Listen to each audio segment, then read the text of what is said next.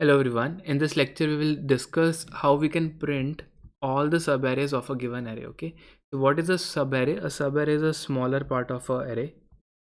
For example, if I pick a smaller part like this is a subarray. Okay. Or if I simply do 1 comma 2, this is also a subarray. Okay. But if I say 1 to 5, this is not a subarray because the elements are not consecutive. Okay. So a subarray is a smaller continuous part of the array. So how many subarrays we can have? So if we say okay, if we have an array, we can start the subarray from any index I, and we can end the subarray at any index j such that I is less than j. Okay, so we need to find two indices. So if we have, let's say, um, n elements in the array, so roughly we can have uh, nc2 subarrays. Okay, so we can pick I and j in two ways, maybe divided by 2 or something like that, but roughly we would have proportional to order of n square subarrays. Okay, that's what I'm trying to say. So how do we find a subarray? Okay, so we have already seen how we can find a pair of elements in an array.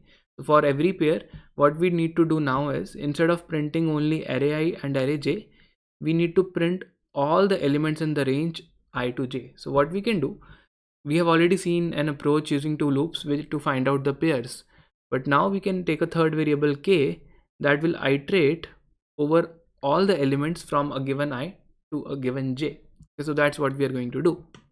So what we will do, we will use our pair based approach to find out all pairs of I and j, and we will introduce a third loop using a variable k that will iterate over all those elements. Okay, so what I'm going to do here is, I'm going to say for int I equals to 0, I less than n, I plus plus. Okay, and similarly for j equals to now subarray can also have a single element. Okay, so I can say 1 comma 1 is a subarray. Okay, let's say this is a subarray for j equal to 0, j less than n, j plus plus. Okay, so let me just first print out the pairs. Let me say cout I and j. Okay, we are not printing the elements, we are just printing the indices, and let's say followed by a round bracket here, followed by a round bracket here, and followed by maybe a comma here.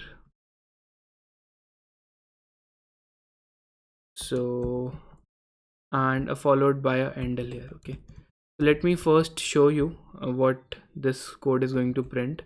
I'm going to call it as print subarrays.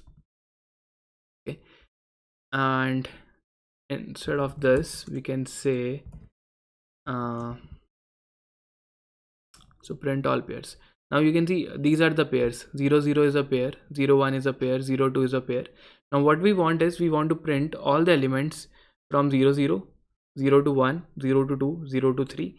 So we'll introduce a third variable k that will iterate over these elements from 0 to 4, 0 to 5. Okay, so what I can do is, inside this loop here, I can say for int k equals to I, k less than equals to j, k plus plus, and we are going to output the kth element of the array. So we can just see out array of k, maybe followed by a comma, and this loop will give us one particular subarray, and these two loops give us the start and end point of the subarray. So we can put a endl here, and this endl, maybe we can have this one or we can avoid this one, it does not matter much. So sorry, this should be array. Okay, so if I just run this code now, so you can see what we are getting. We are getting all subarrays which start from 10, then we are getting all subarrays which start from 20, then we get all subarrays which start from 30, all subarrays which start from 40, then all subarrays which start from 50, and all subarrays which start from 60. Okay, this handle is not required actually, so that after every subarray we will have one new line. uh,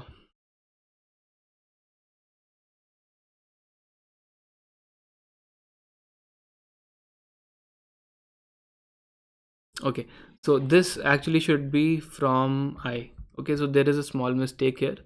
So this j should start from I only. Okay, so now if I see this code, then you can see we are getting all the sub arrays, and roughly for a given value of n, we would have proportional to n square sub arrays. Okay, so the number of sub arrays you can say would be proportional to n square.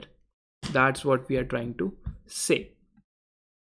Okay, and let me give you a small homework. Now instead of printing the sub array, what you need to do is you need to print the sum of each sub array and find out the largest sum. Okay, that's what you need to do. So that's all for this lecture. I hope you really understood this problem.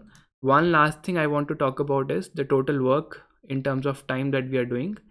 So roughly speaking, all of these loops are running n times. So the complexity would be order of n into n into n. Okay. So roughly we are doing order of n cube work for this particular example. Okay. That's it. That's all for this lecture. Thank you.